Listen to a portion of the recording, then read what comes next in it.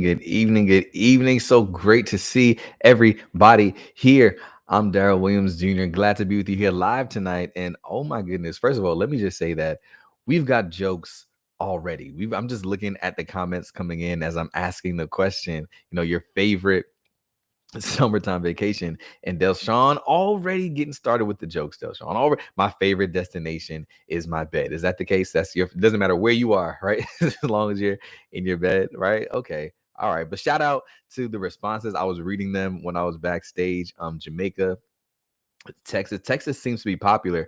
I don't know about that. I mean, Texas is really, really hot, but if you like Texas, that's awesome. But we got some other people, Sharice, right there, to saying, listen, it's the bed for me too. But shout out to you, sis Margaret. I'm with you because anywhere where there's nice water, there's a beach, I'm good to go. But also, Kenise, I can agree with you that family home is where the heart is. So if you can be with your granddaughter and enjoying it, good times, that's all that matters, right? Margaret, Myrtle Beach is closest. I'm actually in Charlotte, and Myrtle Beach is relatively close as well. Typically, we go up to Wilmington, but Myrtle Beach is cool too. But honestly, I like beaches that are not in the United States of America. Shout out to anybody who've experienced some crystal clear waters, right? But shout out to you. Shout out to you all that have an opportunity, come on, to travel. Like, it is summer vacation for a reason. And we did some hard work this year. We worked really hard. We showed up for students. We made an impact, and we deserve it. Now, if anybody is on a year-long situation where you might still be in school, hearts go out to you. But for the majority of us, we are here on summer break. And let me just first, before we even dive into it any deeper, just shout you out for being even resilient enough, um, um, smart enough, hardworking enough to say, listen, I know it's my summer break, but I'm going to get on this live call on a Thursday night in the middle of my summer. Why? Because I need to understand how the 5 reasons why good teachers stay stuck and how to break through to master real teaching and real impact. So you are here tonight. Shout out to you. Let me see some celebration in the chat, because honestly, there's some other teachers in your building that are not here. There's some other people that should be here that are not here. There's some people who know that they've got some things that they are feeling stuck, but they're like, I'm just going to stay stuck. But you are saying to yourself that you are ready to go. All right, you are ready to go and you're ready to be unstuck. All right, Leslie is saying that she can't see me. If you can't see me, let me know. Leslie, try to refresh. If anybody can't see me, now would be a good time to let me know before we dive too deep, right? But you are here for the 5 reasons, why good teachers stay stuck. And again, I want to see some celebration in the chat, because I know that there are some people who are stuck but are refusing to show up to be unstuck. But you are saying, I'm here to be unstuck. I'm here to be the best teacher I can be. I'm here to make a massive impact. And I just want to shout out and celebrate you for even making that decision. All right. Shout out. There we go. There we go, Miss S. Absolutely. Celebrate yourself. And you are already going to be better because of it. Okay. Let's do it.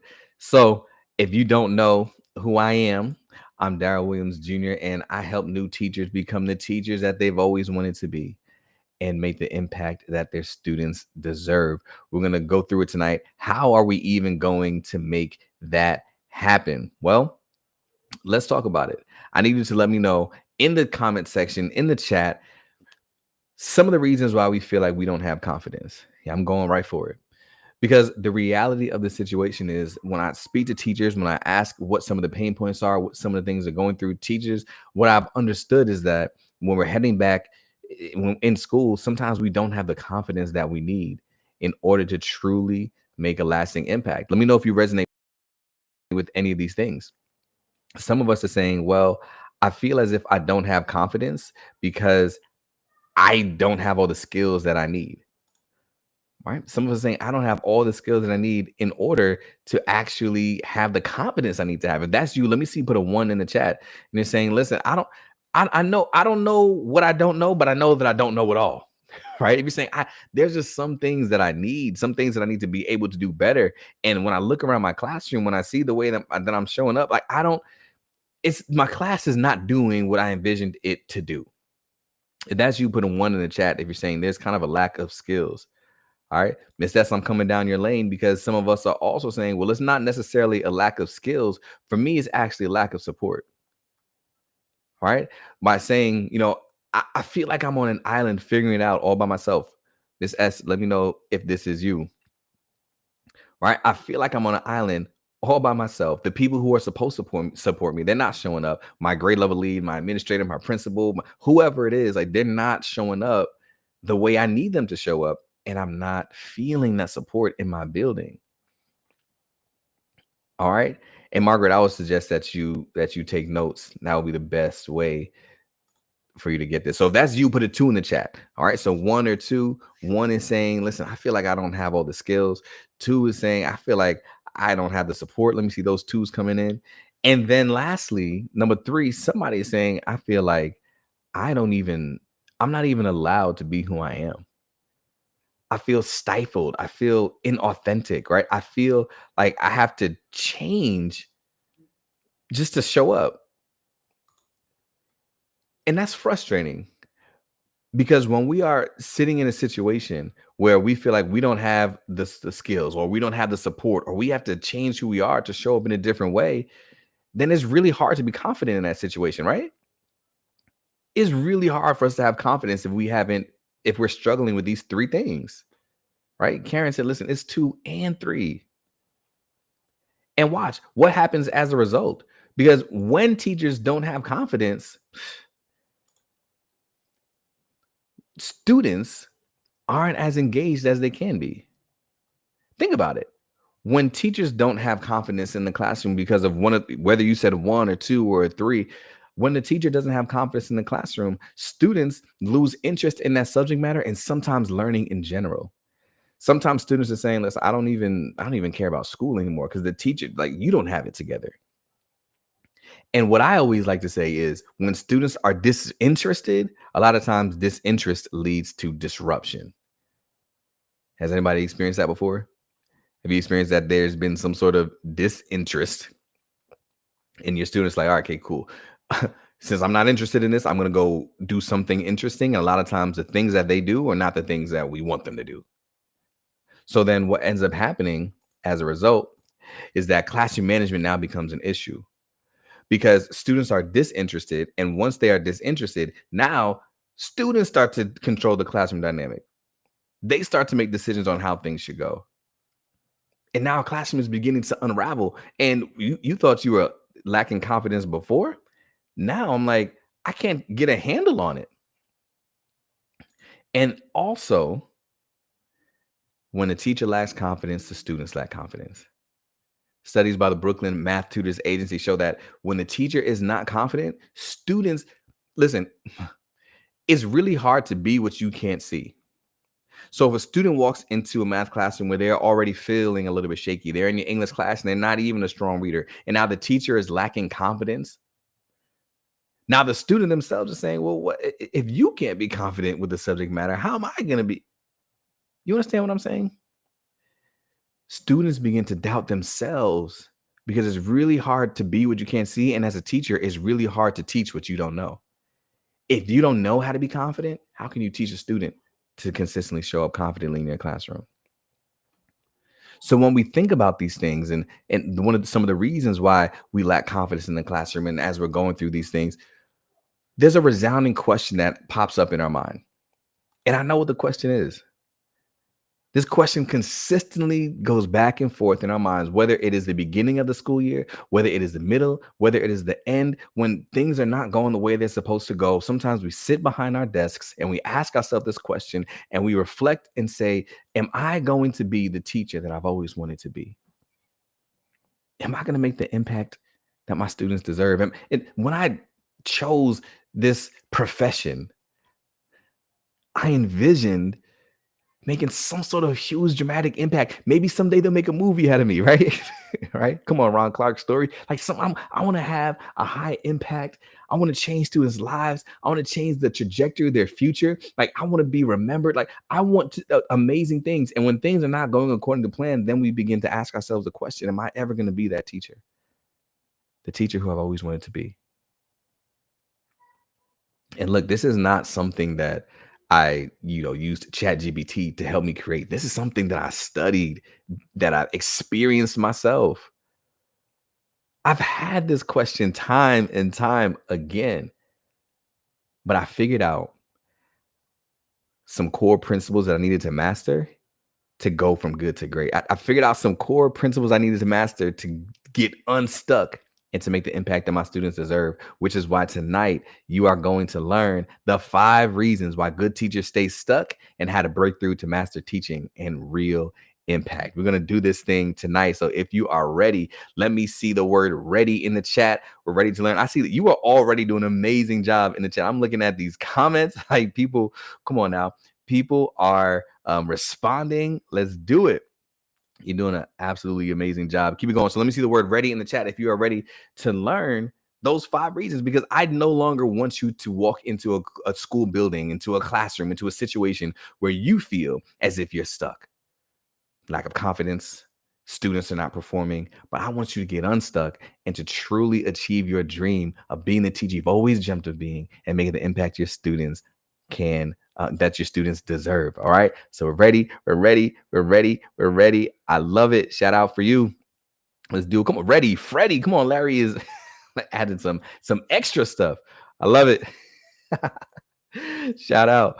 Now, I told you this is not something that I just sat down at ChatGPT and I said, listen, can you help me come up with a workshop topic? No, this is something that I personally struggled with. And if I can be honest, yes, I know I'm sitting here in front of you on the other camera on a Tuesday night. A Thursday night. But check it out. When I first started off as a terrible teacher, and that's not just something that I'm saying, that's something that I lived and that I experienced. Not only was I a terrible teacher, but my career almost never started. Let me make myself big because I need to, I want to make sure that we're connecting here tonight. Like, I don't know about you, but I went to college and I said, I want to be a teacher. I want to be an educator. I'm going to be great. And I remember leaving college and we had to pass the praxis, right? In order to become a certified teacher. Well, the first time I took the praxis, I failed. And in failing the praxis, which was, a hard test and it was a tough experience for me, I still said to myself, no, this is just a stumbling block, right? I'm gonna overcome. Like it's not gonna be a setback for me. I'm gonna overcome this thing. And I started studying, right? I started getting extra books. I started asking people for help, and I said, I'm going to pass this. I feel like I'm called, right? I feel like I'm called to be this educator. I went to school for 4 years for this. Like I'm not going to give up on my dream. So I worked really hard. I practiced. I studied long hours, long nights, and I sat for the praxis the second time and failed it again. Failed it again. So now what's starting to happen is now I'm starting to feel inadequate. Now I'm starting to feel like I'm not good enough. Now I'm starting to feel like this isn't for me, right? Because if I I went to school for 4 years studying math, and now you're telling me I'm not even qualified to teach 12-year-olds. So I was crushed. But it's interesting because something in me just knew like I have to keep this going. Has anybody else kind of had that feeling, that struggle? Like that praxis is a hard test, y'all. Like I'm not lying. It was really hard. I went back to the drawing board. I'm studying again. I'm working hard. I purchased a program that was going to assist me. It was about $250. I paid for it. And the third time I finally passed. The third time I took it, I finally passed. Days before the school year started, I finally passed. They allowed me to get certified, right? And then I was able to start teaching. Larry, you know how it goes, right? Like, listen, finally on the third try, come on. But still, now that I passed it, I didn't then have ultimate confidence in myself. I didn't then say, yes, I'm going to go be an amazing teacher. I limped into the school building feeling a lack of confidence. I felt like I wasn't good enough to be there, to stand in front of those 12-year-olds and to teach. And the crazy thing is, when I stepped into that classroom and I saw my 32 students, all of my thoughts of inadequacy were confirmed because I had no idea what I was doing. Listen, y'all, I had no idea how to manage that classroom. 32 students, they were up, they were running around, they were throwing things at each other, they were throwing things to each other, they were throwing things at me. Literally, one day I was standing in front of the classroom writing on my math board, and I was writing it on the board. And as I was writing an equation, an apple just splattered on the board right next to me. And I turned around, and the whole class was laughing. To this day, I have no idea who threw that apple, but I know it wasn't an accident. I was so embarrassed. Like, I didn't know what I was doing. And I was struggling so much with different information. I was comparing myself to teachers down the hallway, and they see you ever looked you ever looked at a teacher's class down the hallway and they just show you up? Can we be honest? We come on, there's 50 of us on the call. We can be honest. My I remember looking at Miss Himes' classroom, and she would be walking to lunch, and her students would be single file. They'll be, one right arm against the wall. They're walking in a straight line, right? You could balance a textbook on their head, and they were just walking in single, silent, straight lines. She didn't even have them catch a bubble or anything. They were just walking silently in line. I turned and looked behind me. Why is my students flipping down the hallway, rolling, doing the worm? Like, what are you doing right now? And I was comparing myself to other teachers, and I'm like, why is it that my students can't do what you do? And it and it crushed me so much because I'm like, I should be like, I should be able to do this. And then I can remember imagining to myself that, listen, this is what my classroom is supposed to look like. This is what it should be. And I knew what I wanted to achieve, but I had no idea how to get there. And then my school was giving me professional development, right? So there, everybody has to do PD. So they'll do professional development. And I'm sitting here struggling with classroom management. I don't know how to get my students to sit down. I don't know how to get them to pay attention in lessons or all those things. And here we go, have the after school PD, and we're going over IXL. Like what? Like, I can't get my students to sit down. You want to give me a 90-minute training on this software that I can't even implement in my classroom because I can't even get students to log into their Chromebooks. First of all, they always bring a dead Chromebook anyway. Second of, you know what I'm saying? Second of all, by the time I get everybody logged in, the period's over. So I can't even use IXL in my classroom. How about you help me get my students to sit down? That's where I was struggling. And then midway through and the crazy thing is the people who were supposed to help me, the people who were supposed to show up, the administrators, the people, they were just not there. And I felt like I was on an island all by myself. I had no idea what to do. So honestly, I told myself that I was going to quit. I said, I can't do this. I'm done. It's over. It's over for me. I'm leaving. I'm going to work at Target. This education thing is not for me. My school actually wanted me to leave. They said, you are a detriment to student safety. That's what they told me. You are a detriment to student safety. And they did not want to renew my contract. And over that summer, after the end of the first year, they, to be honest, you know how these teacher shortages go. They told me that they couldn't find another math teacher, so they would give me another chance. Come on, somebody say another chance. They said they would give me another chance. And I said, listen, if I'm going to come back, I'm going to figure out how to do this thing right. So that summer I studied, I worked, took some online courses. I read books, which I can tell you about more in just a little bit. And I partnered with some expert teachers, and I realized some things. I realized that the things that I thought I needed, I didn't really need. Because what I really needed in that moment was to take control of my career. What I really needed was to ignore the imposter that was within me that was telling me that I wasn't good enough. What I really needed was to proactively learn the skills that I needed to master, not wait for somebody to assign them to me. What I needed was to surround myself with supportive people, not just rely on an unsupportive administrative staff. What I really needed was to own my unique gifts and abilities, not comparing myself to everybody else. And what I really needed was to turn my knowledge into action.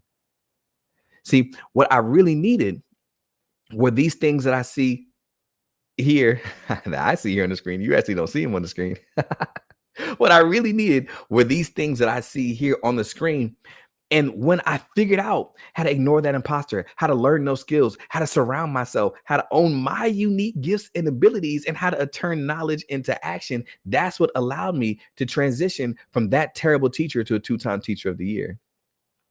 That's what allowed me to earn my national board certification in 612 math. Listen, come on, failing the praxis 2.5 times, because I'm still on the fence about that third time. I think they just felt bad for me and just gave it to me, right? But after failing the praxis multiple times, eventually being able to earn my national board certification in K-12 math, right? It allowed me to launch the impact community where I can empower hundreds of other educators. And it allows me now to travel the world to teach thousands of teachers how to take control of their career. Once I learned how to take control of my career, I never looked back. I was able to then become the teacher that I've always wanted to be, to make the impact that my students deserve. And the beautiful thing is, it's possible for you too. If there's somebody in a situation that you're saying, listen, I am feeling like I'm lacking confidence, and heading into this school building just gives me anxiety, and I'm looking at other professions, but I like if we are anywhere, like, listen, I know I'm doing some things well. I'm a good teacher, but I want to be great.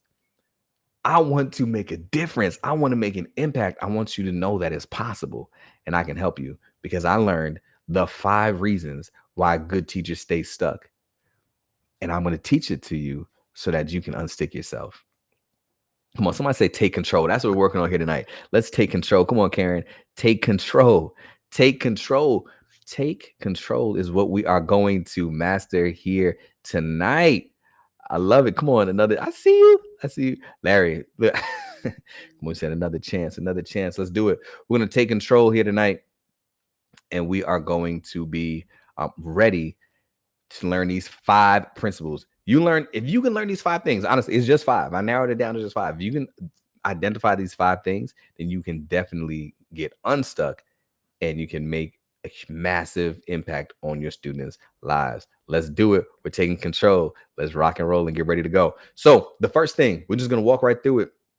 Earlier, you asked if you should take notes. Now is a great time. The first reason why people are feeling stuck, the first reason why good teachers are staying stuck, is because they are focusing on the gap. Focusing on the gap. What do you mean by that? Right? Karen, I love that. All right. God called you to this assignment. Come on, let's take control and let's make an impact. The number one reason, or the first reason, I'm not going to say the number one, but the first reason why people remain stuck is because they're focusing on the gap. What do you mean by focusing on the gap? I'll let you know. It's interesting because I think a lot of us do it often. A couple of weeks ago, I was on vacation with my friends, and we were just sitting around just talking, and we were catching up, since college. What are some things you've been into? And I used to play the bass guitar. Well, I picked up the bass guitar and tried to teach myself how to play it, right? And they're asking, are you still doing music? And I'm like, nah, I don't, I'm not that good. They're like, really? I was like, oh, I thought you'd be good by now. I was like, no, I'm not that good. I'm not that good. And then they were like, okay, and then a song came on and I was bopping my head, and then they were like, "You good?" And I was listening to the bass line. How sometimes you hear your song and you just like, for me, it's 90s R&B. So I was sitting there, I was like, ooh, like it was just hitting. And I was like, man, I think that's a 4-5-3-1 progression. And they were like, what? And I was like, the progression, like that's a 4, the 4 to the 5 to 3 to the 1. And they were like, I don't know what that means. And then it hit me. I was like, whoa, I am not an amazing bass guitar player. I'm not by any stretch of the imagination. But I'm a lot better than somebody who's never picked one up. And it's crazy because when I look at how I play the bass, I always tell myself I'm not good. But why? Why do I say that? Because I'm comparing myself to the princes of the world, right? I'm comparing myself to Lenny Kravitz. I'm comparing myself to people who I see on stage doing tricks and putting the guitar behind their head and doing all these things. And I'm looking up to them and saying, man, I'm not that good. But the reality is, I know a whole lot more than I did 10 years ago. I know a whole lot more than somebody who's never picked up a bass. I know a whole lot more than I think I do. And I need you to understand that one of the reasons why good teachers stay stuck is because they focus on the gap. What do I mean by gap? The gap between where you are and where you think you ought to be. When in actuality, watch this, great teachers understand that the way to measure your progress is backward against where you started, not against your ideal. Now, this is something you want to write down. I read this book recently, and it's called The Gap versus the Gain. The Gap versus the Gain. And the gap is measuring against your ideal. That's me comparing my bass playing to Prince, to Lenny Kravitz, to saying, listen, like, oh, I'm not that good because I'm not as great as that person. And I know that some of us do that when we're standing in our hallways and we see that another teacher has her classroom single silent solo, right arm against the wall, and our students are flipping down the hallway. We're comparing ourselves to the ideal and saying, I'm not good enough. enough. When in actuality, we should be comparing ourselves to the gain. Where did you start? Because when you first started, students weren't even coming out of the classroom to line up. When you first started, students would have been punching and pushing and slapping each other, but at least now they almost look like a line, right? And what I'm saying is the reason why good teachers stay stuck is because they consistently compare themselves to the ideal instead of measuring backwards against where they started. I need you to understand you are doing amazing things. You should recognize that. You're doing some awesome, whether this is your first year or your 32nd year, you've learned some things, you've tried some things, you've grown in some areas. And if we consistently ignore our growth, we're always going to feel inadequate. So, one of the ways to get unstuck is to focus on the gain, not focus on the gap. Is this making sense? Focus on the gain, not focus on the gap. And let me show you really quickly how to focus on the gain. Number one, envision where you want to end up, look back at where you started, and celebrate your growth. Yeah, envision where you want to end up, but don't compare your current position to where that is. Envision yourself where you want to end up, but look back at where you started and celebrate how much you've grown. Celebrate how far you've come. I always like to say, hey, I may not be where I eventually want to be, but I'm a lot farther than I was when I started. And that is growth that we can celebrate. And great teachers know how to celebrate that growth. Why? Because success leaves clues, and that means we can make part twos. Meaning, when you celebrate the growth and you start to see the success, you can build upon that success to see more success. But if you ignore the fact that you are growing, then you won't replicate that success or you won't duplicate that success. Okay. And I hope that that is making sense for you. I wanted to first start with the mindset. And as Karen is comparing, and as Karen is mentioning, that comparison is a trap. Comparing yourself to anybody else is a trap, right? Right. And yeah, sometimes we tend to compare ourselves to teachers who we think have it all together, when in actuality, the only person you should compare yourself is to the version of yourself that you used to be. Don't compare yourself to anybody else. Compare yourself to the version of yourself that you used to be. It is the gain that we want to measure. All right. So the first reason why good teachers stay stuck is because they focus on the gap. They focus on the gap. We're not going to do that. We're going to focus on the gain and celebrate our growth and success. The next reason why good teachers stay stuck is probably a little bit controversial. It's a little bit controversial, but I'm going to say it anyway because that's the type of person that I am. The second reason why good teachers stay stuck is because they rely on their school for professional development. Ooh. Ooh. What do you mean by that? Listen, remember, when I came into the building, I was struggling with classroom management. Apples were flying at my head. And then when it was time for professional development, what happened? We're getting trained over IXL, 90-minute training. The presenter was boring as it could be. you know, I was not learning anything. And at the end of that, I was still not able to manage my classroom. Because sometimes when we rely on our school for PD, they give us a cookie cutter approach, or they say like, this is what everybody needs to do. This is what everybody needs to understand. And maybe that might not be specific enough for the needs that you have. And sometimes it's a money thing. Listen, we purchased IXL for the district, or we purchased IXL for the school, and it cost $35,000 for the year. And the trainer came with, we're going to get this training. Yeah. Like, you invested $35,000. Yeah, for sure. You're going to take that training. But the needs that you have in the building may be a little bit different. So when you just sit back and wait for somebody to give you the correct professional development, that is going to be something that allows you to be stuck. When in actuality, what will be better is to identify where it is that you want to be. Oh, thank you. I want to put it like this. The only reason why you're not able to do the things that you want to do is because you don't currently have the skills that you need to have. What do I mean by that?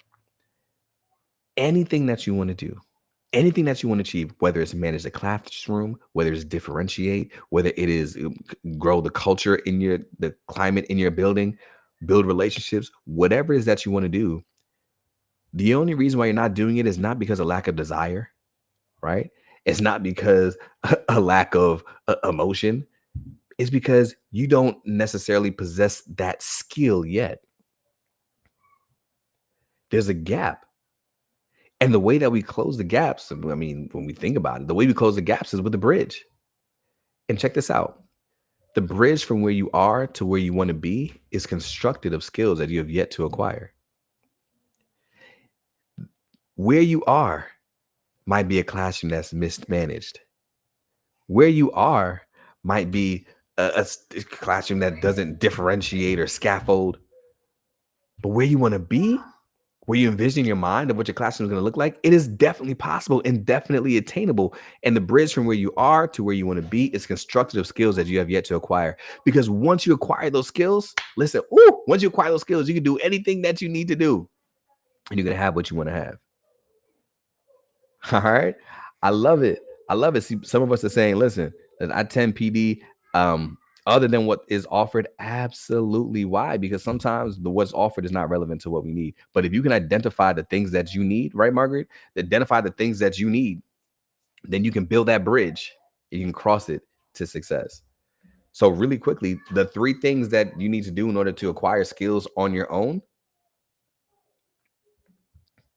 All right, because Michelle is saying she needs to do more PD outside of school. The three things that you can do to acquire skills on your own. One, identify the domain that you would like to grow in. What's the area you want to grow in?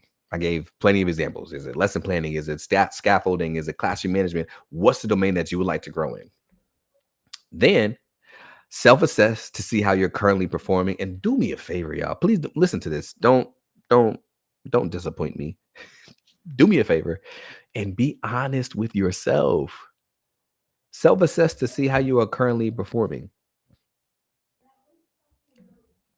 Oh, and the beautiful thing about this, Leslie, is I'm actually going to show you 20 resources where you can learn for free.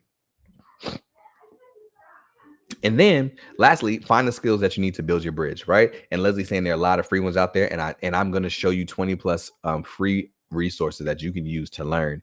All right, so stick with me. I got you in just a couple of minutes, right? So check this out. Acquire the skills on your own. One, identify the domain that you need to grow in. Two, self-assess to see how you're currently performing. And three, go ahead and find those skills that you need to build that bridge. You got this, and you can do this.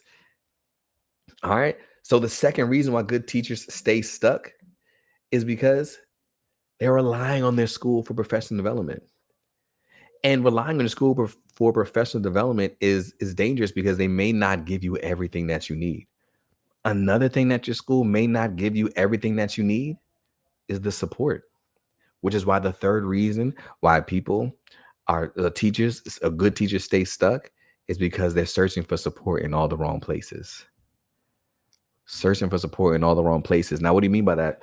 Well, I always like to give a little bit of a trigger warning like this, but I will, because I am very sensitive to the fact that this is something that a lot of people kind of go through and struggle with. And I am not making light of the situation at all. I'm just sharing my story and my testimony, if you would. So the thing that I like to talk about, because it just really articulates and just really proves what I'm saying right here. Sometimes people search for support in all the wrong places. I remember when I was right before the pandemic. So I was teaching 8th grade, and that was about my 6th year teaching. And I was about to do a standardized test. And right before, we had to put cell phones up. You know how it goes when you're reading all the directions for the standardized test. You have to collect the cell phones and things like that. Right before it was time to pick the cell phones up, my cell phone rang. And my wife was on the other line, and I picked it up. And she said, "Hey, I'm not feeling good. I'm going to be rushed to the hospital." And then I can remember thinking like, what, like I gotta go. So I went down to my assistant principal and I said, "Hey, my wife is being rushed to the hospital. I gotta go." And she was like, "Oh, congratulations."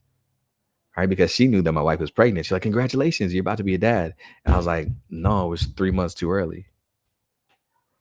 So at 26 weeks, my wife was rushed to the hospital, and she had an emergency C-section. And there was just a lot of complications. A lot of things were going on. They were like, it's just, everything just happened so fast. And I can remember just sitting there in the hospital and just listening to the doctor. And the doctor was just saying a whole bunch of things like, did preeclampsia, and we got to remove the baby in order to save your wife. And just a 30% chance that they will survive. And there's a 20% chance that there'll be a hole in her heart. And there's a, like, they were just saying all these things. Like at 26 weeks, we got to pump steroids. Like we got to do, like, they was just saying all these things and everything was just jumbling in my mind. And I was like, like, what do you even mean? This is not how it's supposed to go. Like we're supposed to have a baby shower. Like we're supposed to have maternity photos. Like this is not how we envisioned any of this going. And I was at 27 years old, first time parents. Like I was scared. What is this? How are we gonna make it through this situation? This I don't know what overcoming this looks like. So I can remember sitting there and they did the surgery and uh, my daughter was born and they immediately whisked her away down to the NICU and she was in the NICU for 97 days. 97 days she was in the NICU getting tests, blood transfusions, just bradycardias, like all these things were happening. And I can just remember sitting there at the bedside, and the doctor was a great doctor. The doctor was a great doctor. I'll say that. But the reason why we overcame that situation of the 97 days was not because of the doctor, right? So this is the first time, right? This is the first time that I was able to hold my daughter, right after about a week or so of her being in the NICU. This is the first time I was able to hold her, and and I can just remember at that time, the doctor was a great doctor, but when we were sleeping in the hospital, it wasn't the doctor that was bringing us pillows and blankets. The nurses were doing that, right? When we were at the hospital for 9, 10 hours at a time, we weren't like the doctor wasn't the one that was bringing us food. No, my parents were door dashing and they were coming up to the hospital and bringing some things. I was in grad school at the time, and while I was falling behind in my classwork because I was doing so many other things, and the doctor wasn't showing up to support and do my classwork for me. No, I had some classmates that were banding together and helping to support me in that moment and do some work for me. And what I'm saying is, notice it wasn't the one doctor. It's because I was surrounded by classmates that were helping me. It's because I was surrounded by parents that cared enough to send us some food. We were surrounded by nurses that looked out for our comfort and safety. And what I need you to understand is sometimes we're saying that we're not feeling supported in our school building. And maybe you feel as if you're not supported. And the real reason is because you're not surrounded. The doctor did an amazing job. But it wasn't just the doctor that was going to allow us to see through that situation. We needed a band of people to surround us to see us through those 97 days of uncertainty, those 97 days of anxiety, those 97 days. One doctor was not going to be able to do it for 97 days. We needed a community to surround us. Somebody say surround. One of the reasons why you feel as if you're not supported is because you are not surrounded. Let me see you say surrounded in the chat. I'm looking for it. Because you are not surrounded. And your school building is no different. Maybe it's not the one administrator that is going to support you. Maybe it's not your grade level leader that is going to support you. But if you can surround yourself with like-minded individuals, surround yourself with people that want to help to see you grow, then you'll feel supported because you are surrounded. All right, I love it. I see them coming in the chat, surrounded. And as they're coming in, I'll just let you know that on June 6th, so just recently, not too long ago, my daughter turned 6. That's her there with my son. My son is now 3. My daughter just turned 6, and again, very appreciative of the way that things turned out. Things turned out well for us, and also sensitive to the fact that I know that not everybody's story is the same, but just grateful that we were able to make it through that situation, and that and that we are out of the woods, moving forward, and just praising for health. So surround yourself with supportive people. How do you surround yourself with supportive people? You're taking notes. Here we go. I've got 3 things for you. All right. One, to surround yourself with supportive people, you have got to make sure that you don't rely on just one source of support. Remember, it wasn't just the doctor that I relied on. Doctors, nurses, family, right? Village. Come on, Miss S. You can't lose when there's a village mentality. All right. And I let her know that you said happy birthday, Jasenia. Surround yourself with like-minded people. And remember that support does not need to come from within your building. Support does not have to come from within your building. All right. So surround yourself with supportive people. Great teachers understand how to do that. Good teachers, they're stuck because they look for support in all the wrong places. That's reason number 3 why good teachers remain stuck. Good teachers remain stuck because they're searching for support in all the wrong places. Another reason why good teachers stay stuck, another reason is because they ignore their uniqueness. They ignore their uniqueness. Listen, remember, I wrote a book recently. Well, no, 2 years ago now, 2023. But I wrote a book that is called 99% Human and 1% Amazing. And it's taking from the biological truth that inside of us, you may not know this. If you didn't read the book, you may not know this, but we have 2 different types of DNA. We have coding DNA and non-coding DNA. And coding DNA is the DNA that actually differentiates us, but it's not the overwhelming majority of our DNA. As a matter of fact, if you look at all of the DNA base pairs that we have in our body, watch this. We overlap DNA with all living organisms. Like 50% of our DNA is the same as a fly because of the non-coding DNA. Our coding DNA is what differentiates us. 97% of our DNA is the same as a monkey because of the non-coding DNA. It's only our 3% DNA, right? That differentiates us. But check this out. Amongst humans, do you know what that number is? It's 50% for a fly. It's 84% for a dog. It's 97% for a monkey. But check this out.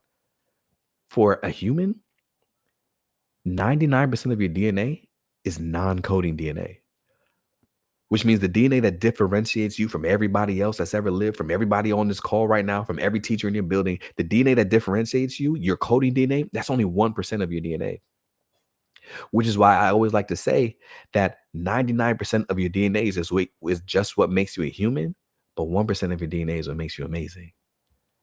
Listen, there's 1% that differentiates you from everybody else. And the same thing can be said for you in the classroom. There's 1% that differentiates you from every other teacher in that building. But what happens so often is that we look at other teachers who have been highly successful, who are doing great things. You look at their classrooms or the way that they show up, the way they do things, and we say we want to be just like them. When in actuality, you don't need to be anyone other than who you were created to be in order to make the impact that you were created to make, because who you were made to see is exactly who somebody else needs to see. Who you were made to be is exactly who somebody else needs to see. Your 1% is the thing that connects you and the thing that allows you to make a difference in the classroom, make a difference in this world. All right. Come on, people saying, listen, I learned to do just that. How often, man, I remember one time I got some feedback that they told me, listen, truly, no joke, honest, can't make this up. This is what they told me at the end of an evaluation once. They told me that everything was good, the lesson was fine, the students were paying attention. The thing is, though, what was wrong about my approach was that my voice was wrong. Not making this up. True story. My voice was wrong. And they said that if you change your voice, then you have a teacher voice, then you'll be highly effective. My voice? They said my voice was too radio. I needed to have a teacher voice. They said you have a radio voice. You need a teacher voice. Listen, you don't need to change your voice. You don't need to change who you are. You don't need to become anyone other than who you were created to be in order to make the impact that you were created to make. Because the only person that can make your unique impact on this earth is you. And it's because of your differences, not your similarities. Watch this. Similarities can't allow us to make a difference. Only differences can do that. Though our similarities allow us to connect, our differences allow us to impact. We don't change the world because of the things that we do that are the same as everybody else. Blinking, breathing, consuming food. We change the world and we make a lasting impact because of the things that make us different. Your differences are not your deficiencies. So let's own our uniqueness. Great teachers know how to own their uniqueness, not to hide them, but to highlight them. So first, you just identify the things about you that set you apart from everybody else, right? Then you confidently highlight the things that you've identified. And lastly, seek environments where you are allowed to be your authentic self. Why? Because you're not for everybody. And I know that I'm saying this at a pivotal point for somebody, and I just need you to understand that you should be in environments where you're allowed to you you should be in environments where you are allowed to exercise your excellence. And if you cannot exercise your excellence, that might not be the environment for you. I'm gonna leave that right there. But somebody needed to hear that. Okay. Listen, come on now. Somebody said, what even is a teacher voice? I don't know what a teacher voice is, but I was not in an environment where I was allowed to exercise my excellence. And I transitioned to a new environment. That's all I'm going to say. So one of the reasons why good teachers stay stuck is because they listen to things like that and they say, I need to change who I am in order to make an impact. And the reality is you need to own your uniqueness. Don't ignore uniqueness. Don't hide it, but highlight it. And that's how you can make an impact that only you can. The last reason why good teachers stay stuck is because of inaction. Oh my goodness. Listen, have you heard this before? Where's the richest place on earth? Where's the richest place on earth, right? Some people say that the richest place on earth is the bank. Some people say that the richest place on earth is Wakanda because they got all the uranium or whatever they had, vibranium. Some people say the richest place on earth is, I don't know, some billionaires, your bank account. But other people say that the richest place on earth is a cemetery because a lot of people die with their ideas, with their visions, with their plans, with their business ideas, all those things. Some people say that's the richest place on earth. What I like to say is not that the richest place on earth is in the graveyard. I like to say the smartest place on earth is a teacher's PD book. If the richest place on earth is a graveyard, because people just, take all their ideas and their inventions and the things that never materialize, they take it to the grave with them. I like to say that the smartest place on earth is a teacher's PD book, because that's where we take all the notes. That's where we get all the information. That has all the knowledge. But if it just remains in the book, it's not making an impact in your class, which is why I like to say that inaction renders even the best information obsolete. It doesn't matter how good that PD session was. It doesn't matter how good that conference was. It doesn't matter how good that workshop was.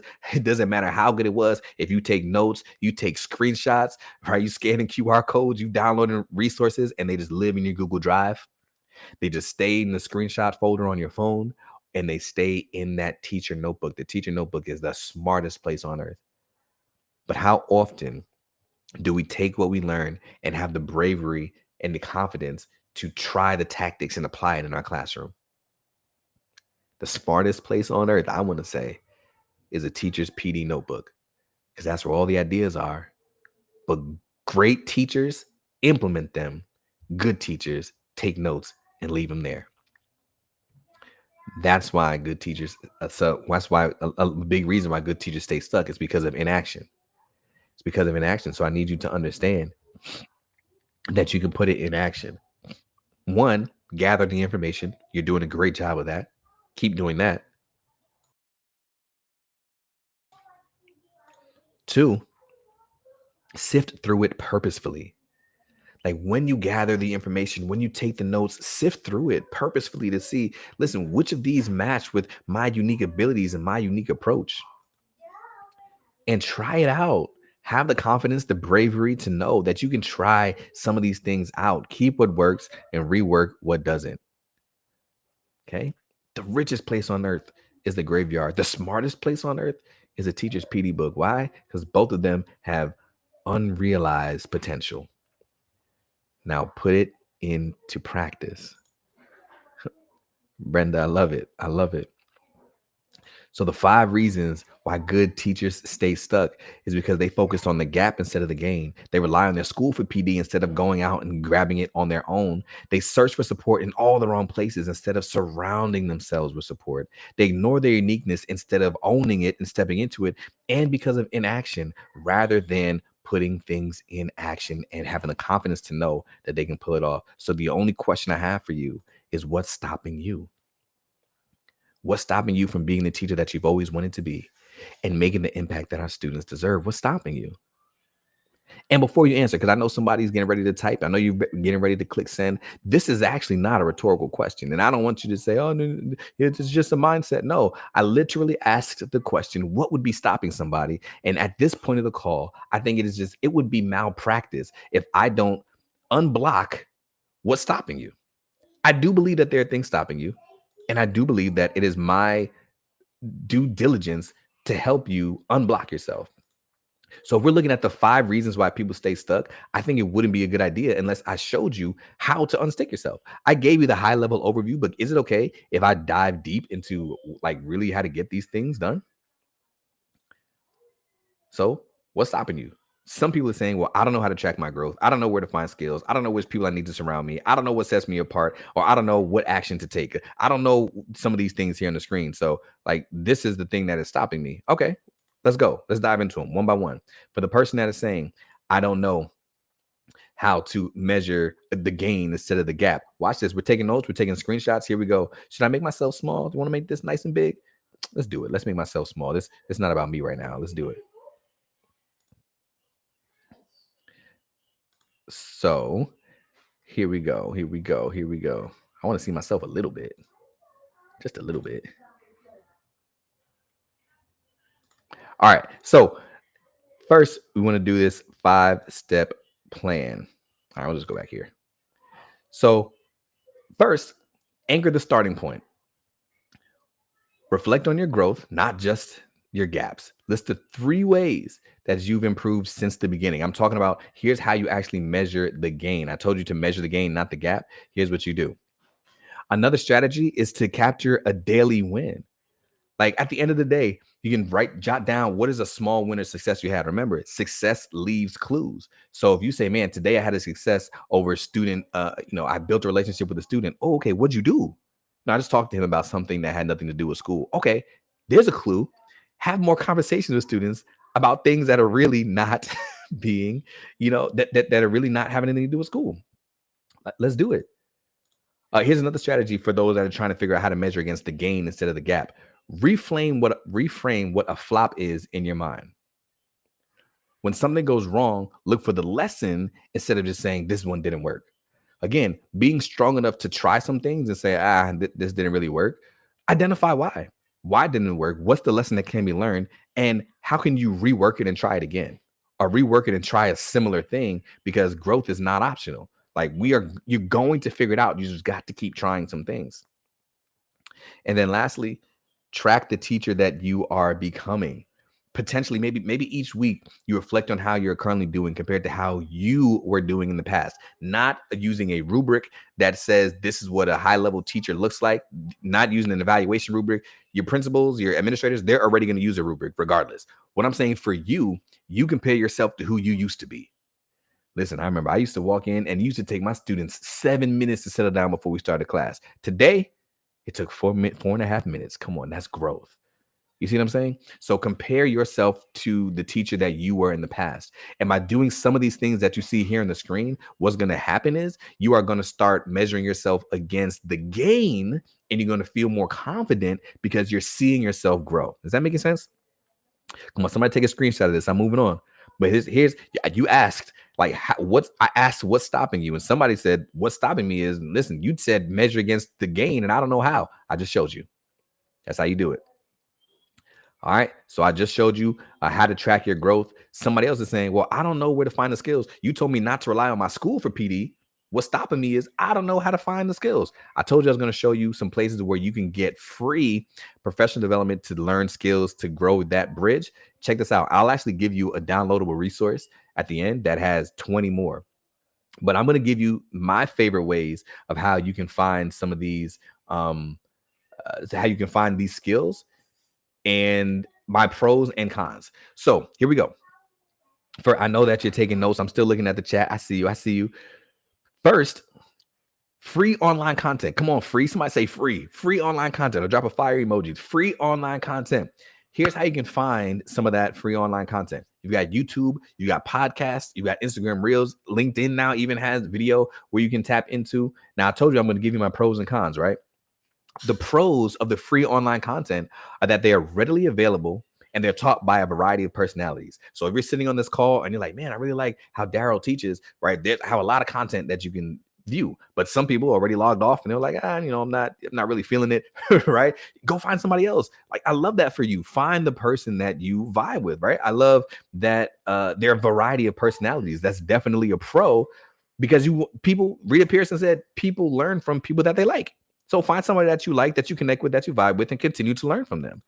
One of the cons, though, is that the free online content like YouTube and podcasts and things like that, they're disorganized, they're not vetted, and there's no credit given. So how many times have you sat through a podcast or listened to something that you were like, oh, that's good, but you were driving or you were washing dishes or something like that, and then you can't go back and find that timestamp of that podcast if you wanted to. You know what I'm saying? It's like, oh, what did he say that one time? Dang, I should have got that. I don't even remember like what episode that was. So one of the cons of that is it could get disorganized. And it's not vetted. Like, people could just be lying to you. They could just say this worked in my classroom and they might not even really be teachers or maybe it didn't really work. They just wanted to get views or likes. So that's kind of one of the cons of it, right? So keep that in mind, but it is definitely available. So then what about virtual workshops or some course platforms? There are some such as Harmony Academy. You can write that down. Simple K-12. You can write that down. Merlot. You can write that down. These are free to cheap. Some of them are cheap, like less than $15 a month, but some of them are completely free. And they have teacher trainings. Like, you just go there and show them or type in what you're looking for, and you'll be able to access training based on that. The pros of these are that they are definitely organized. There's a low barrier to entry for at least the ones that I'm going to tell you about because they're either free or cheap, and sometimes they do have a credit or CEUs that they'll be able to give upon completion. The only issue with these, though, is that there's no ongoing support. Meaning, if you are struggling with something, there's kind of nobody to reach out to. Just watch the course, and if that doesn't answer your question, that's it. All right, so keep that in mind. And then lastly, conferences and in-person trainings.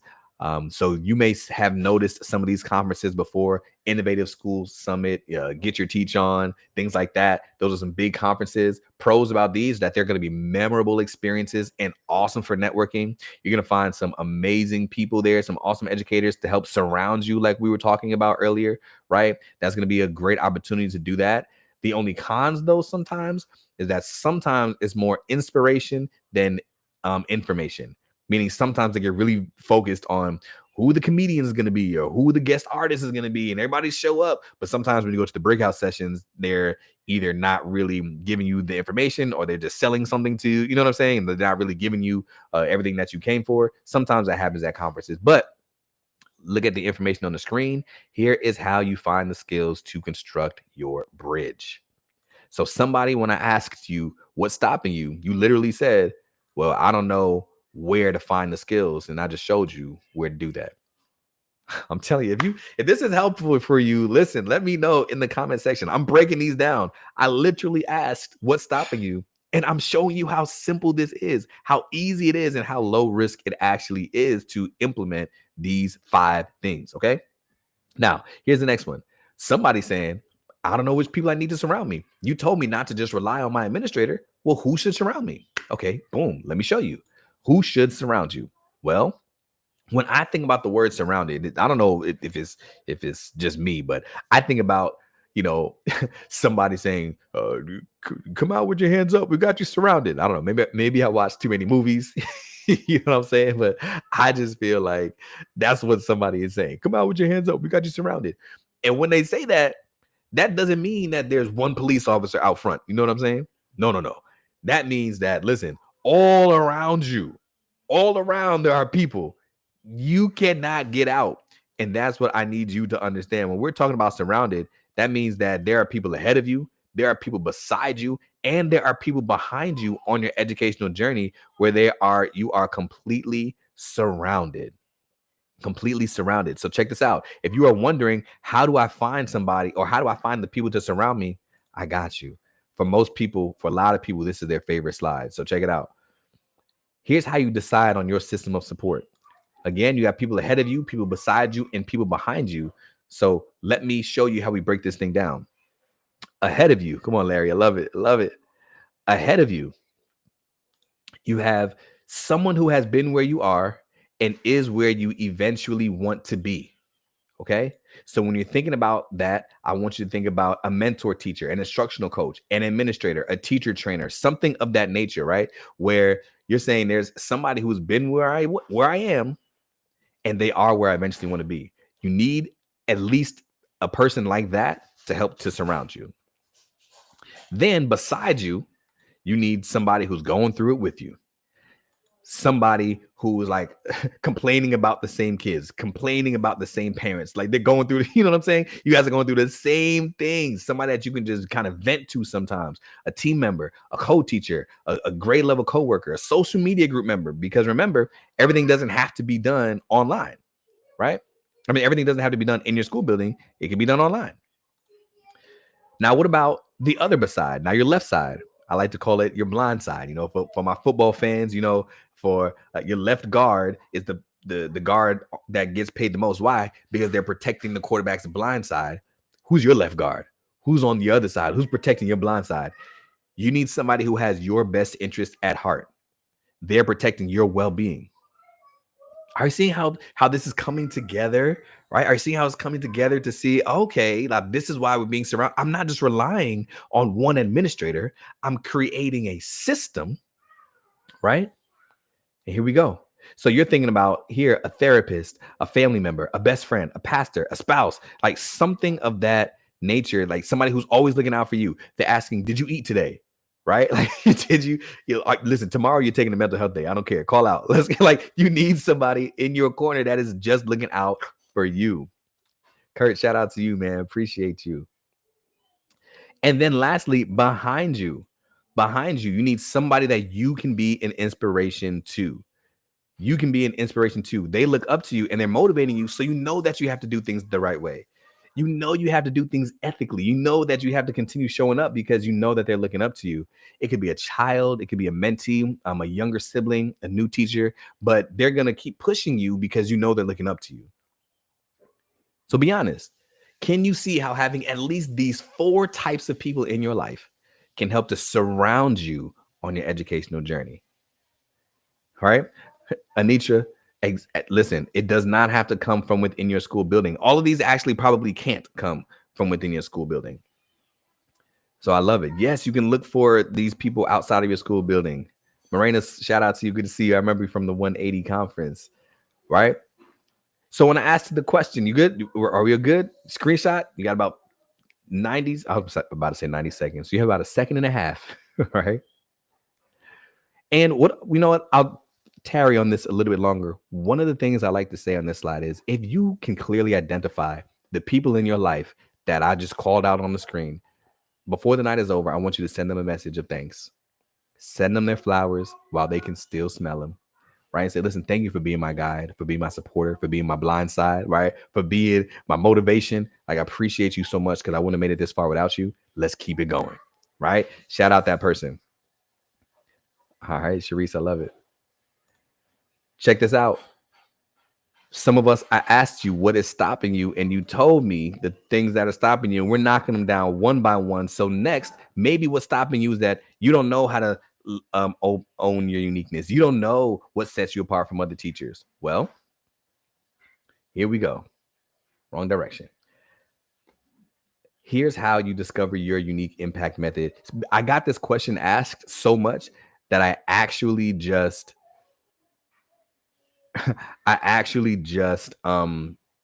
created an ebook, not just, but I just put it all in an ebook. And I'm going to give you the ebook at the end, or I'll show you how to get it. But essentially, the ebook walks you through these 4 questions. And Paula, I tried my best to make it small, to make myself small, and I disappeared completely. I'll try again though. She said, "Make yourself small so you can get I can get a screenshot." Let me try again. Here we go. So, discovering your unique impact method, you can answer these 4 questions. And when you answer these 4 questions, you will be able to start to identify if this is what sets you apart from others. So, what do you do without even thinking about it that garners praise from other people? Right? When people come to you for advice, what do they come to you for advice about? What are some things that come easy to you that are a challenge for others? And if you're never able to do these things again, you will feel incomplete. What are those things? Right? What are those things? You let me know. All right. If you can answer these questions, what it's going to do is it is going to be able to walk you through the process of highlighting the things that make you unique. Sometimes we do things and we don't even realize that we're doing amazing things because it's just natural to us. For example, it happens to me all the time.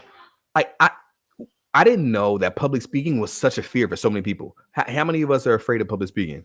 Or how many of us are like, I can't speak in front of like hundreds of people. Like, I can't do that. That's not for me. I can speak to students, but don't put me on stage in front of hundreds of people. I love that. For me, what? Speaking is my specialty. I love that. So saying all that to say, like, with that being said, there are some things that to me are obvious, to me are natural. I didn't realize that it was in my zone of excellence. Okay. So when you walk through these 4 questions, you'll be able to identify what's in your zone of excellence as well. So I asked you, what is it that is stopping you? Right. I know everybody's like, listen, that's not for me. That is not for me. What's stopping you? And we're knocking them down one by one. We're knocking them down. I'm showing you what's stopping you. You're saying, I don't know how to track my growth. I don't know where to find these skills. I don't know which people I need to surround me. I don't know what sets me apart from other teachers. And what I'm saying is, I'm showing you how to do all these things because I want you to walk away feeling confident, feeling ready, and just being empowered to go be the teacher that you've always wanted to be with no excuses. So the last thing, somebody's saying, I don't know which action to take next. I don't know. I don't know which action. You told me not to have inaction. I'm taking screenshots. I'm asking you to make yourself small, to completely, move yourself off the screen so I can get these notes. I'm trying to get, you know what I'm saying? Like, but I'm saying, what is the action I need to take next, Daryl? Like, where is it that I need to go? What is it that is coming next for me? Well, you know me. You know that I love giving resources. I've been telling you about them all night. I've been telling you that I've got these 20 plus resources. I'll show you how to get to the ebook. But what is the main action you need to take next? Can I show you the one action that you can take to become a better teacher quickly, easily, and with little risk? You take this action and you are going to launch into the school building confident and ready to be the teacher you've always wanted to be and make the impact that you've always wanted to make. The way that we do it is, check this out.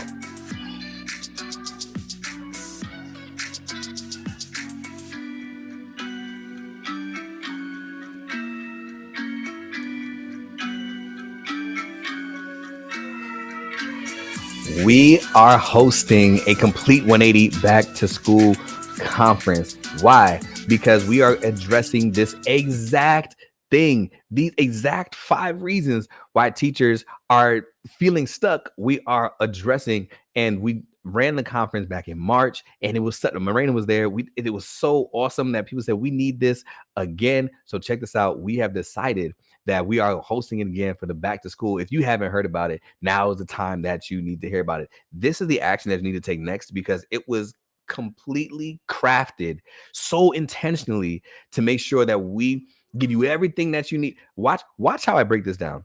Watch how I break this down. Marina, I know. Watch how I break this down, okay? After the conference, you're going to be able to master these foundational principles that we're talking about, grow with other community support. All night, we've been talking about being supported and enjoy teaching more than you ever have before. Right? Check this out. We talked about at the beginning the fact that we don't have confidence sometimes. And one of the reasons why we don't have confidence is because there's a lack of skills. During the Complete 180 Back to School Conference, we have over a dozen certified educators that are going to be teaching you the skills that you need to start the year strong and last all the way to day 180. Paula, I'm glad you had such an amazing time in March. That's why I'm so excited about this one in July. When you say there's non-existent support, they'll let you know, listen, the way the Complete 180 runs is that you're going to surround yourself with support the same way that we've been on the call all night, the same chat, the same way that teachers from all over the world are coming together to surround you, the same way the Complete 180 works, because it is inside of the community that is going to help support and surround you. And there's no more hiding who you are, because we want to help celebrate your uniqueness. So at the end of the conference, you won't feel like you don't have confidence. You feel like you do. This is why you will have confidence, right? So check it out. You can actually go to the link. It's already in the YouTube description. Or you can type it in. It is newteacherbigimpact.com/special offer. But I have to show you, like, I don't even, let me put this right there. I just have to completely show you. We had so many attendees last time, and so many attendees had such great things to say. And I don't know, any, mini, miny, mo, I can go with literally anybody. Let me go right here. The Complete 180 conference was much more than I ever thought it would be. I didn't know what I'd get out of it. But I got something out of every single day. There was at least one strategy. Actually, I want to say multiple strategies. Every single day, I was able to bring back to my classroom and apply right away. The students just loved what I tried. So at the time, it's worth it. To go to the next 180 conference. Listen, this is an awesome opportunity for everybody. And again, we just, in the interest of time, I don't need to show you, but everybody, so many people were saying the same thing, whether we are new teachers, whether I've been in the game for a while, right? Whether it has been, I'm an instructional coach, I'm not in the classroom. People are like, man, this has been such an awesome experience. And let me show you why. Remember earlier, I was telling you about the fact that there are so many pros and cons to learning virtually, learning online. We literally intentionally built this in such a way that eradicates the cons and focuses on the pros. So when we said that the free online content is not vetted and there's no credit given, no, we're giving credit. Like, we're giving you CEUs that you can turn in, and it's been vetted because these are certified presenters. It's not just random people that are going to be speaking, right? Also, we said sometimes with virtual workshops and courses, there's no support, there's no ongoing support. With the Complete 180 conference, you are a part of an impact community where if you have questions, there's somebody that'll answer, whether it's myself, whether they are the impact drivers that are already in the community, whether they are the presenters themselves, they are also in the community that you can answer. You can type questions, you can shoot DMs, and we're responding. Like, if you have a question about something, we're right there to help and to support you, unlike a regular stagnant, online course. And it's not more inspiration to inspiration. It's going to be both. Like, we've got tremendous people that are going to help to empower you, but definitely give you all the things that you need to know to have a successful school year, right? So if you're tired of professional development that's not targeted, it's not relevant, it's not helpful, you're feeling unsupported, as you were saying earlier, in your building, and sometimes you feel as if you're stifling your uniqueness and creativity, or you're making big financial gains only to see financial investments, I need you to pay attention to this. If anything that you're seeing here on the screen is you, just put yes. Like, yes, I'm tired of professional development. That is not relevant. I'm tired of feeling unsupported. Yes, that's me. I'm tired of stifling my uniqueness. Yes, that's me. Let me see a yes. I'm making big financial gains and I can't stand not seeing results. Yes, that's me, because I just need to know who I'm speaking to right now. Because I know that you would much rather engage in PD that is relevant, that's transformational and interesting, that's completely check, right? You want to surround yourself with like-minded people. You want to be the teacher you were called to be without, listen, nobody on there is going to tell you to change your voice. I'll tell you that. Nobody will. And receive massive value without spending a whole lot of money. We're not traveling to ISTE in Texas, right? We're not traveling, to a conference and you got to pay for a hotel and things like that. We're going to receive massive value without spending a whole lot of money. So the only question that I have is, what is stopping you? And after I broke down everything that could potentially be stopping you and showing you all the things that you could do, Even just now showing you what action to take next, when I ask you what is stopping you, the only answer you could potentially give me is nothing. Come on, y'all. There's nothing standing in your way. I showed you the 5 reasons why good teachers stay stuck. I showed you how to overcome them. And I gave you a step-by-step guide to unstick yourself. And I'm even showing you what your next step is to really ground this thing and to have support for the whole entire year. So right now there are 3 people on the call. And either you are saying, one, I'm just here to get the CEU at the end, because I told everybody that you will get a CEU. I promise you will. Right? I'm looking at the time. Got 13 minutes. You will get your CEU at the end. Right? Or somebody else is saying, I took screenshots, I took notes. This was helpful. This was good. Thank you so much. But I'm gonna go figure it out on my own from here. Thank you, Daryl. I don't need the conference. I don't need anything. I got this. But somebody else is saying, I'm ready to take control of my career and become the teacher I've always wanted to be. This was helpful. This was needed. This was relevant. This is exactly what I've been looking for. And I'm ready to continue the journey. If that's you, let me see you put a 3 in the chat. If that's you, let me see you put a 3 that says, listen, I'm ready. I'm here. Because I I can't have a repeat of last year where I felt stuck. I was doing some good things. Listen, and I want to commend you for the good things that you were doing. If you were not a good teacher, you would not be here right now. There are 59 people here on the call, right? It is summertime. You don't have to be here, but you are here because you're a good teacher. When you want to be better, here's how you get unstuck. Okay. Now, being honest, all together, the conference plus impact plus the resources that we're giving you would be $380. That's not the goal. Here's tonight's opportunity. So you get the VIP ticket to the conference, which by itself is $99. A VIP ticket for the conference, which is $99, plus a year access to the impact community, which is $129 by itself. I hope we're tracking. And downloadable resources that are $150 by themselves, which is how we normally got to the 380. But tonight's opportunity, you get all 3 of those things, plus everything I promised earlier, like the 20 plus free training resources. Got that. That's coming. Emailed to you, as well as that ebook, My Zone of Excellence ebook. Also, the 6 principles of effective instruction, so you know what they are. And once your students start performing, you're gonna have to reward them, right? Like, how great is it going to be that you're going to have students that are performing so well that you have to rack your mind to say, man, how am I going to reward them? Normally people ask, like, what's your consequence ladder? How are we going to, what's the consequence list, the tier system? No, I give you 51 rewards ideas because I know that your students are going to start performing so well that you're going to say, listen, I need to figure out how to reward them. I don't want to drain my pockets. So I got 51 free to cheap rewards ideas. And all of those are actually completely included. So you get the VIP ticket, impact community, the downloadable resources, and those rewards ideas, and the ebook, and the 6 principles of effective instruction, and all 20 plus free teacher training resources. And all of that is just for the price of the ticket. Like, it's just $99, right? Again, the ticket by itself normally is just $99. You get everything you see on the screen for $99. And if you're confused about like what impact is, as Miranda is saying, that's awesome. Yeah. And so if you're confused about what impact even is, like, why would I want impact for a year? Impact is our online community that features courses, community, and coaching. A new course releases every month. Community that supports you daily. Literally, we have conversations in there daily whenever you want to pop in. And access to coaching. We have calls every single Tuesday night. We just had one a couple of nights ago, and I know some of our impact members were in there. But if somebody's saying, is it even worth it? Like, why would I even need that community? I've been teaching for 20 years already, or I've been teaching for 7 years, or, I can find people in my own building. Check out what Lisa has to say. Use the strategies that I'm learning. I love the community.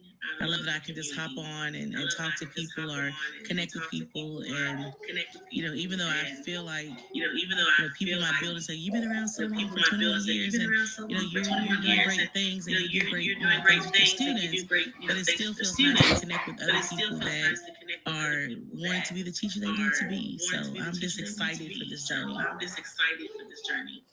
I love it. Come on now. And if you have access to the community, and I see some familiar names here, but you're not as tapped in as you want to be, it's not too late. We're here for you. Log in, like, come say what's up. Shoot me a DM. I can't wait to see you. But if that wasn't enough, because I see people in the comments already, some people already bought the ticket. Shout out to you securing your spot. And you didn't even know this, but watch this bonus that you just got emailed to you, because for tonight only, anybody who says, you know what, I'm in, let's do it, you get a digital copy of the book I was talking about, 99% Human, 1% Amazing. You get a digital copy of that book emailed to you. If you already got your ticket, you can tell them I'm telling the truth. Like, you already got it in your inbox. It's there. Like, you get a digital copy of the book completely for free. It's yours right in there. All right. I love it. Anitra, you see her in the chat. She said, I'll be more active in the community this year. You need to join this community. We are lifelong learners. I see you. And Anitra, like, I see you often on the call. So keep showing up. All right. So check this out. Somebody saying, oh, Daryl, all this sounds great. I appreciate that for you. I thank you for the five tips. I'm going to take that. I'm going to work on it. But how do I really know it works? Like, can you guarantee that it works? And what I want to say is, I want you to reroute your mind. I want you to not ask that question. Can I guarantee that it works? I can guarantee. Let me ask you this. What I told you it would do is it would help you become the teacher that you've always wanted to be and make the impact you've always wanted to make. What if it doesn't work? What if you try all these 5 tips? What if you go to the conference? What if you look at all the resources? What if you read the book? What if you go through everything and it doesn't work? What if it doesn't? What if all it does is change the life of one student? I want you to think about a student, like maybe a student that is struggling, a student that's a behavior issue, a student that you can't connect with, and how they influence the rest of the class. What if it doesn't put you on stages like it did for me? What if it doesn't make you a 2-time teacher of the year like it did for me? What if it doesn't help you be recognized as the greatest teacher that ever lived? Like, what if it doesn't? What if all it does is gives you strategy that can help you change the life of one student? We have an impact member, Jasenia. She might be on the call still. She was on here tonight, and she told us about a student that we all affectionately in impact call Z. And she was saying how Z was struggling. Z was crying every day. She was teaching kindergarten. He wouldn't come in. He wouldn't sit down. And inside of Impact, we all rallied around and gave her insights and strategies. We said, try this. Try giving him a 4-minute timer to do it. Try to, like, everybody was just coming to support. Check out what Jasenia said. So let's call him Z, right? Because Z, let me tell you something. He has grown so much. He has matured so much. And when we first started talking about him, we was talking about how he just cries and, or whatever. And I gave him that time to the point that those 4 minutes became 30 minutes that he didn't need and was able to go to small group or even transition to activity after finishing his work. So now he don't need 4 minutes. He says, I'm done with my work, and I'm not crying. I'm a big boy, and he's doing it. And I'm so proud of him because last year he couldn't learn. He couldn't retain letters. He knows 26 letters. That's beyond me. That's amazing. That's amazing. You hear me? Now he don't need those 4 minutes. Word? He got it. Listen, what if all it does is change the life of one student? Wouldn't it still be worth it? And you see Jasenia in the chat saying, listen, she's still here. Shout out to you. And I don't even know if I can. Is this impact? Is this private? So Jasenia, listen, has done amazing work with this family. And I'll just leave it like that. And we're just super proud of the impact that she made and is continuing to make. And these are typical results from impact members. That's what happens when you find a supportive community to surround you. So that's it, right? So if you go to impactcourses.com/special offer, it's worth it, y'all. Like, even if all it does is help you impact the life of one student, you saw the smile on Jasenia's face, the confidence that she has. Like, if all it does is help you change the life of one student, it's still worth it. But I am pretty sure it'll do more than that. So you've just got 2 choices. The link is already in the caption, wherever you're watching, Facebook or YouTube. The link is already in the caption, or you can type it in on your own. But I feel like you've got 2 choices. Either you can stay and you could be frustrated with your frustrations, or you can step into the teacher that you've always wanted to be and make the impact that your students deserve. The choice is yours, and I know that you'll choose right. All right. I know that you're gonna do it, and I can't wait to see you on the other side. So now, if there are any questions, now would be a good time. I'm looking at the time. I love to be on time. So we have 3 minutes until I reveal the code for those that came for the CEUs. I'll make sure that you get your certificate emailed to you. But if there's questions, now be an amazing time to put the questions in the chat. If there are not, again, the impactcourses.com/special offer. You can click the link in the description. I just really hope this was highly valuable for you, right? I just really hope that you took something that you said, I can apply this in my classroom. I'm ready. Next year is going to be my best year because of the things that I learned and I am applying. So I just really hope that is the case. But I'm here to answer questions, and in 3 minutes I will put that code on the screen to give you your CEUs for your 90 minutes of attendance. I'm going to do things the ethical way. I can't give it to you 3 minutes early.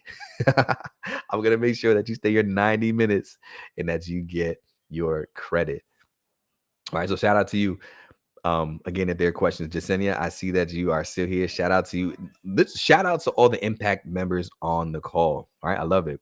All right, Trina is asking, how long will the special offer be available? The special offer will be available for this week, which is today, tomorrow. And the Impact ticket, the $99 ticket, that is always available. That's the price of the ticket, just you won't get everything else, right? The conference is July 28th to the 31st. It's completely virtual. Absolutely. So there. And I'm with you, right? So Leslie's saying, listen, I don't have it right now. Absolutely, I got it. I'm there with you. I'm always going to continue showing up in ways that are going to impact you, even if it's not time for you to be able to make an investment, right? I got you. That's absolutely one of my promises, right? So you got it. Whenever you're ready, I'm here. Let's do it. Karen, will it be another conference? Right now, let's focus on right now, right? But definitely July 28th to 31st is virtual, and the next conference will be in October. Should we decide to host it? I'm pretty sure we'll decide to host it. All right, how do you combat staff that might not be on board? The group of negative Nancy's, the group of gossipers. How do you combat them? Are you coming from an administrative standpoint, or are you coming from another teacher standpoint? As you respond, I'll answer for both. If you're another teacher, one of the things that you've got to do is definitely protect your space and protect your mental. So if there are other teachers that are communicating about negatively about students or things like that in the teachers lounge, like, it is your job to block it out, because what we hear and what we receive, even if we don't agree with it, starts to plant seeds in our mind. So you just kind of want to block it out as much as possible. If you are the coach, there we go. Cool. So if you are the coach, we've got to give them a reason to care. If I would say, think about the reason why you're consistently showing up. You're showing up because of your why, your reason, your care. Again, you're here in the summertime because you care so much about making an impact on students' lives. Sometimes, if we could be honest, some people, they show up for different reasons. Sometimes it's just a job. Sometimes it's just money, right? But if we can associate with a reason to care and talk about the impact, especially as the coach, like, be brave enough to talk about the impact of what that negativity does on students. How often is somebody counted out before they even given a shot? One of the things that I can't stand is when people make judgments on somebody, or they hold them to expectations that they have based on experiences that they have had with other people that have a similar description. What do I mean? Oh, I see a student like this, and this, he's gonna act like this. He's gonna be like that. He's gonna no, like, how how much how much of a detriment are we doing to that child, right? If we're having a negative attitude and not even giving them the chance to succeed. So by having that conversation about how it's negatively impacting the child, even to have that mindset, is where I would go as a coach, and talk about the power of just high expectations and the power of positivity. So that's definitely what I would do. That's definitely what I would do. I hope that was helpful. I love it, Anitra. Come on, Sandy. I love it. Well, I just want to attend the conference. How do I get? If you just want to attend the conference and you want to get your ticket, it'll be impactcourses.com backslash conference instead of special offer. But right now, because we haven't launched the website, the best way to do it would honestly be the special offer. But if you just want to go to the conference, it is July 28th. Then if you follow me anywhere, you'll probably see more information. If you're on the email list, you definitely will get a lot of emails about it. It's not going to be a secret. All right. All right. I love it, Miss Jackson. I see your response. Oh, 802. Sorry, you got me rambling. Here is the code. I'm still looking at the comment section, but here's the code. That is a 0. So it's 4, and it's case sensitive. So 4M, capital E, capital 0, X, capital G, lowercase J. That is a 0. That is a 0. All right, Brenda, head out, head out. Love it. All right. You got it, Sandy. Okay, Marley, what about the student that doesn't care about school or anything that you have to say? Literally told me I'm only in school so my mom won't have to go to jail. That is a long answer. Okay, cool. I had a kickball game and sorry, I got distracted. I was checking my text message. Had a kickball game that was supposed to start at 8:10 and they just canceled it. So I'm good. Here we go. I can sit here forever. Nah. So what about that student that doesn't care about school or anything you have to say? So I always say that there are 3 types of students.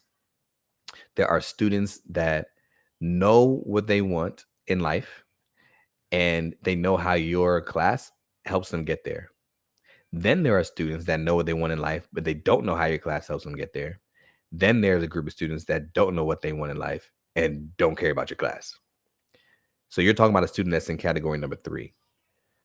The common thread between all 3 of them is the fact that they are able to dream.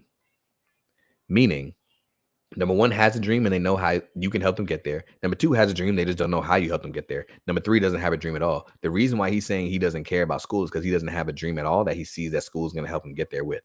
So what we have to do is help them to dream. There's a great exercise called Ikigai, Ikigai. It's actually in the book. So if you were to get the ticket tonight, you would get the book tonight emailed to you, and it is in chapter 14, I want to say. And the name of the chapter is 16 is motivating unmotivated students. So if you get the ticket, chapter 16, motivating unmotivated students, book chapter students in group number 3, they are students that do not have a dream and they don't know how you're going to help them get there. So what we do is we use the Ikigai exercise, Ikigai, to help them understand what their dream is and give them a dream. And listen, it does not matter what their dream is. They could dream to be an NBA player. They could dream to be a rapper. They could dream to be a NASCAR driver, a soccer player. They could dream to be a doctor. It doesn't matter what it is. We just want them to dream about something because now they have something to care about. So now when they are dreaming about that, now they move into group number 2 because now they have a dream, but they still don't see how you can help them get there. But that's a lot closer than they were before, right? But now what we can do is we can associate what we're doing in class with their dream, and not specifically like I can't stand when people are saying, I'm a math teacher and you want to go to the NBA. I'm going to teach you how to work on this quadratic equation so you can shoot free throws. No, nobody in the NBA uses quadratic equations to shoot free throws, but showing them that the skills that you were teaching them are going to help them with whatever dream that they came up with. Meaning, like, what I'm doing in my algebra class is I'm helping you start with something you know nothing about and turn and show how you stick with it, show how you work with it, show how you struggle with it until you figure it out. You're proving to yourself how mentally tough and resilient you are. That's something that you're going to need as a race car driver. You know what I'm saying? Like, whatever it is. So you're associating the skills that you're helping them develop and aligning it to their dream. And now they're in group number 1. They have a dream and they know how your class is going to help them get there or how you are going to help them get there. Now they care. People are willing to struggle for the things that they care about. You give them a reason to care. You give them motivation to struggle. Boom. Let's get it. All right. I love it. I love it.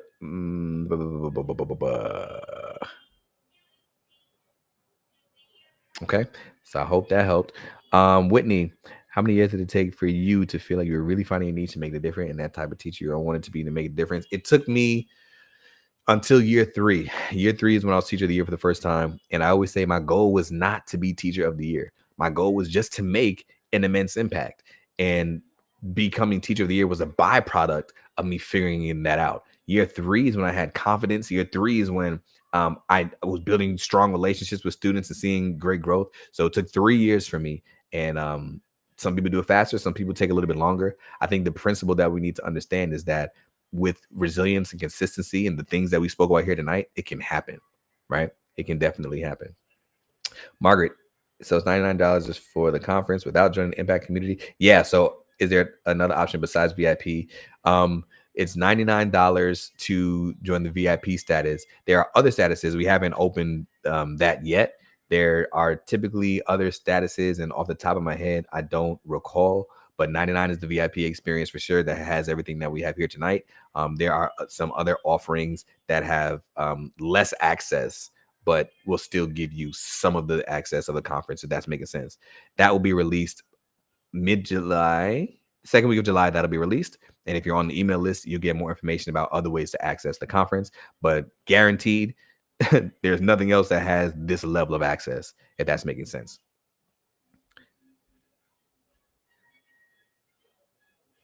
Got you, Marina. I see it. I see it.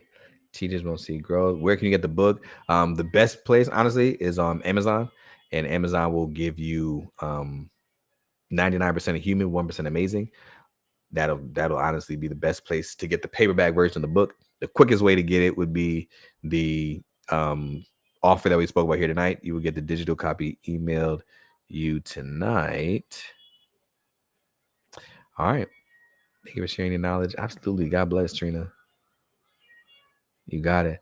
You're awesome and amazing. And I didn't see any issues with the link tonight. That means I did a good job. Everybody got their work, their certificates, and all that. So shout out to you. Thanks for being amazing. If you have any last minute questions, there we are. I'm so glad that this has been helpful. And I cannot wait to see you inside of Impact, because everybody who's there on the conference is going to be inside of Impact. Let me know when you're there. Shout out, say what's up, shoot a message. I can't wait to talk to you. So congrats, be amazing. And if you decided not to, that's absolutely okay. I'm still going to keep showing up. YouTube, Instagram, Facebook, all those great things. You got me. I can't wait to see you the next time we interact. Until then, be your 1% amazing. All right. I'll see you soon.